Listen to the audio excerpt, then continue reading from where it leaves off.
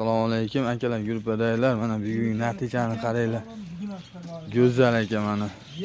Said Ahmad nechta buni ichida? 9 ta menimcha. 9 ta ekan.